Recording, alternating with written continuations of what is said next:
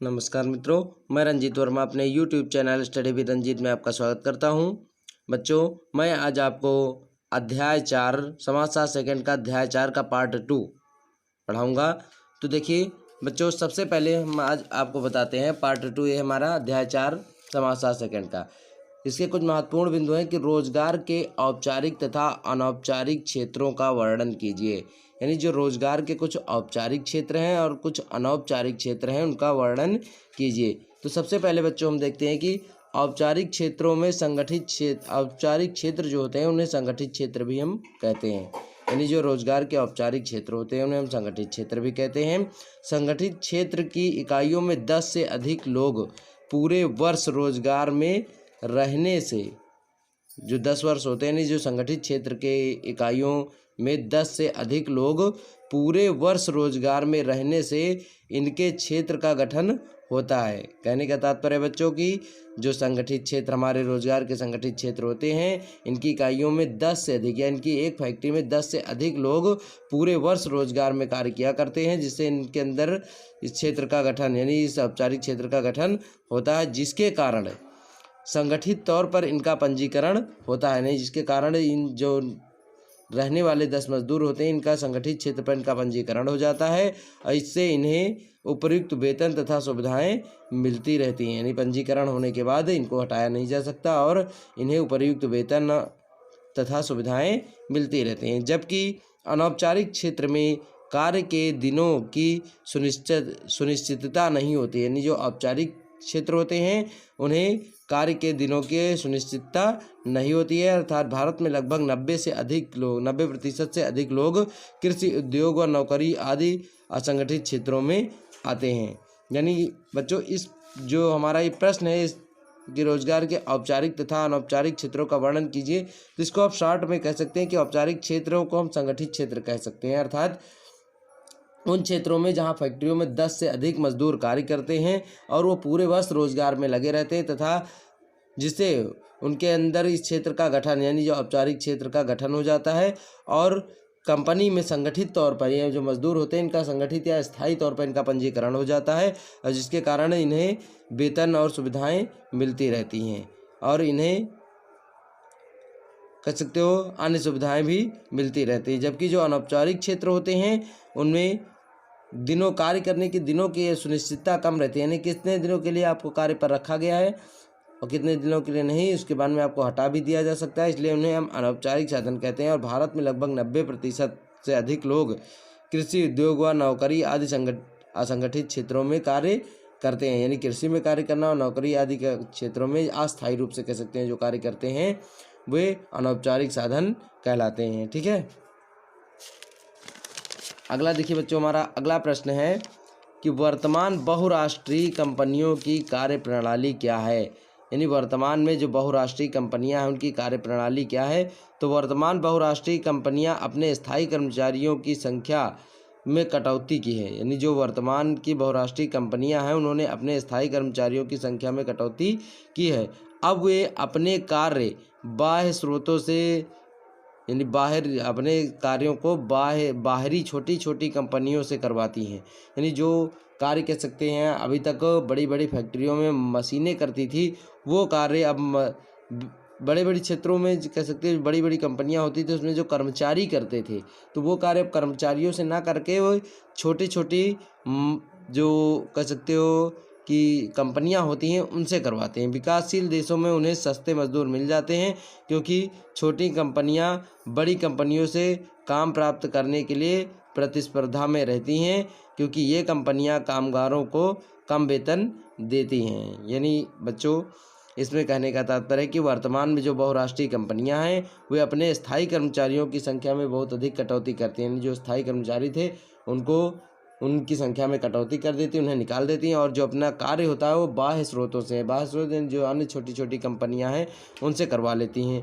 क्योंकि जो विकासशील देश है उसमें जो कार्य करने वाले मजदूर हैं वो सस्ते मिल जाते हैं, तथा जिसके कारण छोटी छोटी कंपनियां बड़ी कंपनियों से काम प्राप्त करने के लिए प्रतिस्पर्धा में रहती हैं, और ये कंपनियां कामगारों को कम वेतन देती हैं। क्योंकि विकासशील देशों में वेतन यानी कार्य बहुत कम मिल पाता है, जिसके कारण वे कम वेतन पर भी वहाँ मजदूर मिल जाते हैं।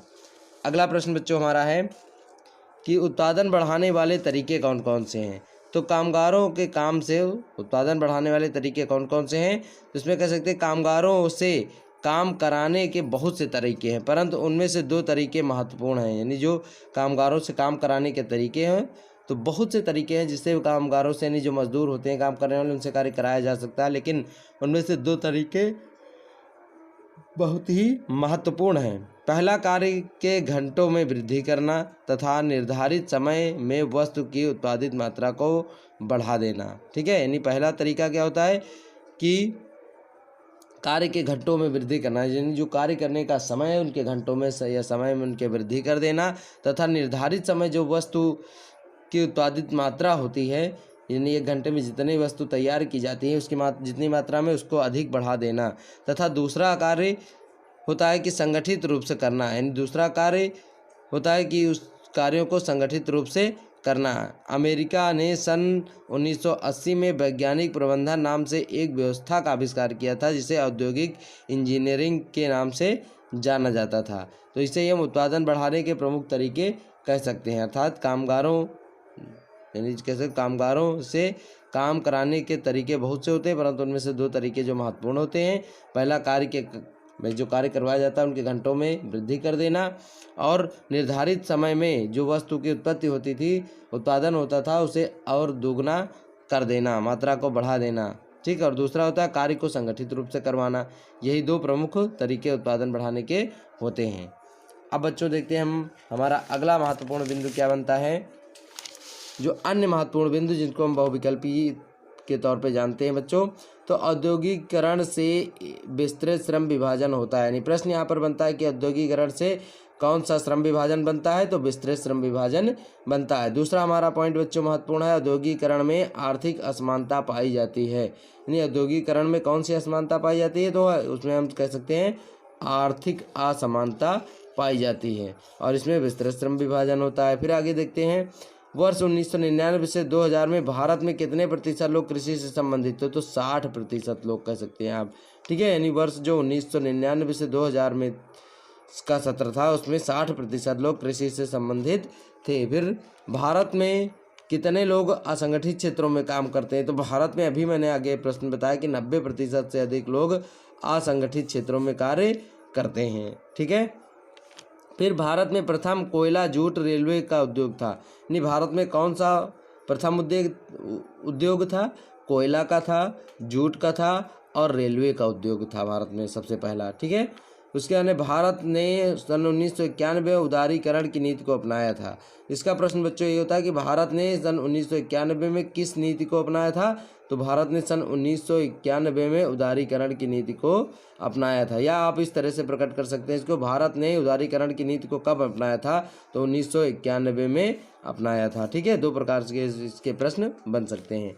फिर भारत सरकार के स्टैंड अप इंडिया तथा मेक इन इंडिया स्वरोजगार को प्रोत्साहित करते हैं। यानी भारत के कौन से मॉडल स्वरोजगार को प्रदर्शित करते हैं, तो भारत के स्टैंड अप इंडिया जो एक मॉडल हुआ, स्टैंड अप इंडिया, और दूसरा है मेक इन इंडिया, ये दोनों स्वरोजगार को प्रोत्साहित करते हैं। ठीक है, या आप कह सकते हो कि स्वरोजगार को प्रोत्साहित करने वाले भारत सरकार के 2 कार्य लिखिए, तो स्टैंड अप इंडिया और मेक इन इंडिया। फिर हैरी ब्रेवरमैन ने कहा कि मशीनों का प्रयोग मानव दक्षता को कम करता है। यानी किसने कहा कि मशीनों का प्रयोग मानव दक्षता को कम करता है, तो हैरी ब्रेवरमैन ने कहा है। किसने कहा है, हैरी ब्रेवरमैन ने कहा है कि मशीनों का प्रयोग मानव दक्षता को कम करता है, अर्थात मशीनों का प्रयोग मानव की क्षमता को कम कर देता है। फिर भारत में खाद्यान्न एक्ट कब लागू हुआ था, तो भारत में खाद्यान्न एक्ट 1952 में लागू हुआ था। कब लागू हुआ था, 1952 में। फिर अगला है, भारतीय मजदूर संघ में क्षेत्रीयवाद एवं जातिवाद की समस्या देखने को मिलती है। बच्चों जो भारतीय मजदूर संघ है उसमें कह सकते हैं किसकी समस्या देखने को मिलती है, तो भारतीय मजदूर संघ में क्षेत्रीयवाद और जातिवाद की समस्या देखने को मिलती है। तो बच्चों हमारा ये चैप्टर यहीं पर समाप्त होता है, और अपना वीडियो समाप्त करने से पहले एक बार हम पुनः आपको बताना चाहेंगे कि यदि अभी तक आपने हमारे चैनल को सब्सक्राइब नहीं किया है तो अभी कर लीजिए, क्योंकि हम अपने वीडियो के माध्यम से अन्य रोचक जानकारियाँ भी आप तक पहुँचाते रहेंगे। धन्यवाद।